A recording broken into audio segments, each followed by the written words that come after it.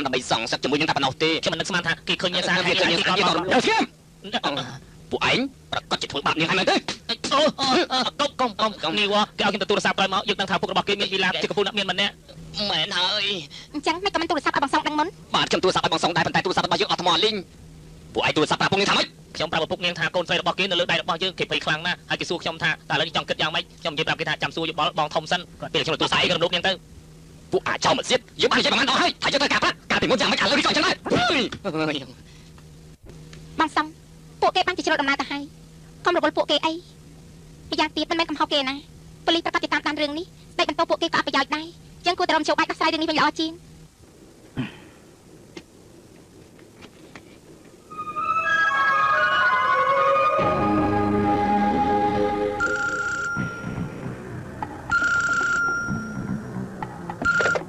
អាឡូលោកជាបងរបស់ស្រីបាត់ខ្លួននោះបែរទេលោកបងណាតើលោកបងចង់យ៉ាងម៉េចលោកបងឲ្យខ្ញុំស្ដាប់សម្ដីកូនស្រីខ្ញុំបន្តិចសិនបានទេណែកុំធ្វើបាបកូនស្រីខ្ញុំឲ្យសោះណាបានរឿងនេះស្រេចទៅលើលោកទេលោកបងណាតើលោកបងចង់យ៉ាងម៉េចចាំនិយាយមកមានយ៉ាងម៉េចទេយើងគ្រាន់តែត្រូវការប្រាក់ចាយប៉ុណ្ណោះកូនស្រីរបស់លោកលេខឆ្នាំសម្ដាប់របស់យើងឥឡូវគេត្រូវការពួកយើងកំដរគេយើងប្រាប់លោកឲ្យដឹងទៅចុះកុំសង្ឃឹមថាស្រាវជ្រាវតាមទូរស័ព្ទទោះជាលោកមានប៉ូលីសក៏ដោយអត់ប៉ូលីសក៏ដោយក៏យើងមិនឲ្យលោកដឹងពីកន្លែងរបស់យើងនៅណាដែរលោកបងណាតើលោកបងចង់យ៉ាងម៉េចត្រូវការលុយ50,000គ្នារបស់យើង5នាក់បើចាយគ្នាទៅបានតែម្នាក់10,000ប៉ុណ្ណោះទេឲ្យខ្ញុំបកគលប្រាក់ជូនលោកយ៉ាងម៉េចស្អែកម៉ោង9រៀបចំប្រាក់50,000ឲ្យទៅនៅក្នុងធនាគារវ៉ៃហ្វុងតំបន់ជាងសាខ្ញុំទូរស័ព្ទឲ្យលោកដល់ពេលនោះលោកនឹងបកគលប្រាក់ឲ្យខ្ញុំម្យ៉ាងទៀតប្រាប់ប៉ូលីសកុំឲ្យតាមដានខ្ញុំតទៅទៀតណាពួកគេមិនអាចឈ្នះខ្ញុំបានទេនិយាយចំទៅថ្ងៃស្អែកខ្ញុំមិនចង់ឃើញពួកវានៅក្បែរលោកទេលោកប៉ូលីសតើយើងគិតយ៉ាងម៉េចទៅមិនដឹងទូរស័ព្ទមកពីខាងណាទេពួកវាប្រហែលជាប្រើទូរស័ព្ទដៃហើយប្រហែលជាប្រើទូរស័ព្ទ CT2 ទូរស័ព្ទមានខ្សែទាំង12គេមិនដឹងថាយើងប្រើទូរស័ព្ទអីនោះទេយើងឲ្យប៉ូលីសហុងកុងទាំងអស់ដឹងថាយើងខ្លាំងជាងពួកវាច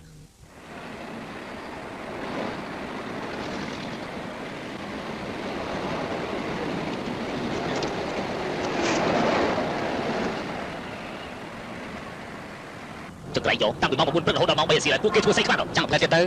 យើងខាតពេលវេលាទៅបណ្ដឹងសេះមិនខាតតិចទេខ្ញុំដូចជាមិនយល់សោះលេខល្បែងសេះនាំតែក្រខ្លួនទេ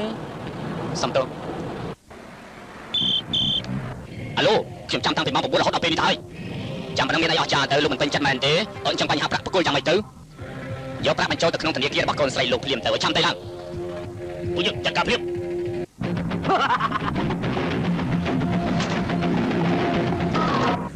អាប៉ូលីសចង្រៃពួកឯងចាំទៅមើលចុះយើងនឹងធ្វើឲ្យពួកឯងត្រូវគេបញ្ចុះការងារឯងចាំមើលទៅតែគេយ៉ាងម៉េចទៅគេមិនរកគ្នាចូលក្នុងធនាគារមិនមើលថាប្រាក់នឹងបញ្ជូនទៅណាវិញចាអើយចង្រៃយកមិនស្មានថាពួកវាប្រើល្បិចបកកាយយ៉ាងនេះសោះបងធំពិតជាបកកែមែនប្រើរបស់គេបញ្ចូលក្នុងធនាគារកូនស្រីគេទៅហើយអស់ចានណាណែវាគេបាត់បាក់លុយហើយណែលបងឆាប់ទៅទិញស្លឹកថ្នោតភ្លាមទៅអញ្ចឹងយកទៅខាងនោះសិនហើយណាលោកនេះធនាគារប្រាប់ថាចាប់ប្លន់ទៅបាក់លុយមិននេះឯងអស់ចានណាបងប្រាក់សេះសល់តិចតួចឲ្យមកខ្ញុំចិត្តរៀបការហើយណាបងហត់អីទៅអរគុណហើយឆាប់ចេញពីទីនេះភ្លាមទៅឲ្យឆាប់ឡើងទៅបាទអើណាបងចិត្តល្អមែនទុកសម្រាប់ទិញឆ្នោតក៏បានដែរតើ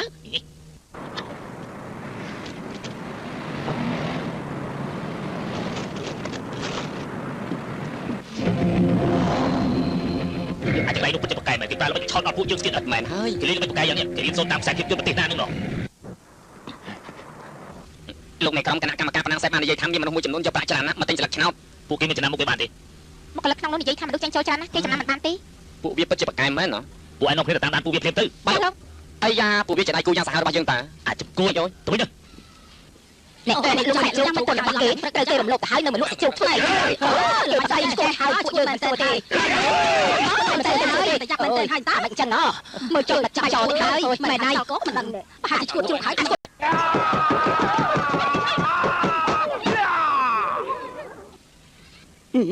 ្រៃយកដាក់ជួយប៉ុណ្ណឹងស្នាអស់ចាស់ណាស់ហើយបើគាត់បានចាត់ការជាមួយពួកប្រើខាងស្ដាំទៅហើយបានចិនមួយបានពុលថាមិនគួរប្រើពាក្យអាក្រក់ពេកទេយើងសូមធានាថាប្រពន្ធយើងមិនទាន់ចាញ់បោកគេទេហើយក៏មិនទៅគេរំលោភដែរម្យ៉ាងទៀតខ្ញុំសូមប្រាប់អ្នកទាំងអស់គ្នាថាកាលពីម្សិលមិញគេទៅលេងល្បែងឈ្នះ$3,000ទៀតផងនេះគឺមកពីឪពុកនិងម្ដាយរបស់ឯងឲ្យប្រាក់នាងទៅលេងល្បែងបានជាគេឈ្នះអញ្ចឹងណាមែនហើយគេទៅតែបងខាត30,000ម្យ៉ាងទៀតគេទៅរំលោភ6លើកទៀតផងមែនហើយគេទៅតែឈឺចាក់ថ្មីតើគេមានពេលណាទៅលេងល្បែងនោះអ្នកគ្នាមិនជឿយើងមែនទេយើងមិនជឿទេខ្ញុំជាមនុស្សស្មោះត្រង់ជានិច្ច មិននឹកស្មានថាអ្នកទាំងអស់គ្នាមើលវាខ្ញុំយ៉ាងនេះសោះបានខ្ញុំសូមយកក្បាលរបស់ខ្ញុំមកធានា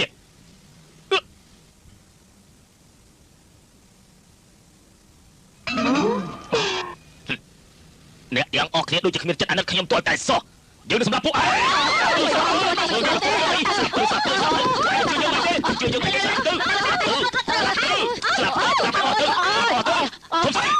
ជួយផងស្អីស្អីអកថ្ងៃណាមួយនាងប្រកាសជាស្លាប់យ៉ាងវេទនានាងហ៊ានមើលវាយើងផងហ៎យើងមិនសម្រាប់នាងគាត់យើងស្លាប់ដោយខ្លួនឯងទេបងសងឥឡូវយើងប្រមូលប្រាក់បានហើយយើងដោះលែងនាងទៅមិនកើតទេពលរបស់នាងប្តឹងប៉ូលីសឲ្យចាប់យើងណាយើងមិនសុខចិត្តទេបើធំចាត់ការវាដែរផ្ដាស់មែនអាឡូខ្ញុំបកគលប្រាជូនលោកហើយហេតុអីបានជាមិនដោះលែងកូនខ្ញុំលោកប្តឹងប៉ូលីសយើងមិនសុខចិត្តទេរឿងនេះខ្ញុំអត់ដឹងអីទេមិនដឹងហេតុទេចុះតែឥឡូវនេះខ្ញុំមិនសប្បាយចិត្តខ្ញុំត្រូវការប្រាក់5លានខ្ញុំប្រាប់លោកហើយម៉ោង9ថ្ងៃអាទិត្យមុនពេលប្រណាំងសេះធ្វើដូចកាលពីមុនអញ្ចឹងណា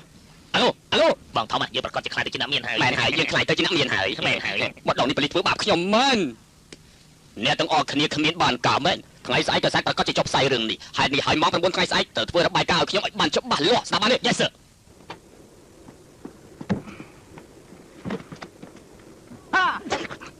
សំទោសពួកវាប្រកាសជាមានការតាក់ទងជាមួយនឹងរឿងក្តីប្រាថ្នាសម្ដំទាំងនោះមូលហេតុដែលខ្ញុំប៉ាន់ស្មានយ៉ាងនេះព្រោះតែខ្ញុំយល់ថាពួកចៅប្លន់ទាំងអស់នោះស្គាល់ពីកិច្ចការរបស់ប៉ូលីសច្បាស់ណាស់តាមខ្ញុំស្មានពួកគេប្រកាសជាធ្លាប់ធ្វើការនៅក្នុងអង្គភាពប៉ូលីសហើយលោកនេះមានចាំទូរស័ព្ទទី2របស់ពួកចៅប្លន់ទេពួកចៅប្លន់និយាយថាកូនស្រីរបស់តាចាស់នោះប្រាថ្នាសម្ដំច្រើនពេកហើយមែនហើយពួកចៅប្លន់ប្រតិកម្មជាមួយពួកប្រាថ្នាសម្ដំហើយពិតជាអញ្ចឹងបងប្អូនយើងទាំងអស់គ្នាទៅតាមចាប់ខ្លួនមនុស្សដែលគួរឲ្យសង្ស័យទាំងប្រមាណនៅហុងកុងត្រឡប់មកវិញភ្លាមត្រូវចាប់ខ្លួនប្រមាណអ្នកមែនហើយគ្នារបស់យើងប្រមាណនេះមែនហើយអត់ឆាប់លើលោកនេះបុគ្គលិកទូរស័ព្ទទី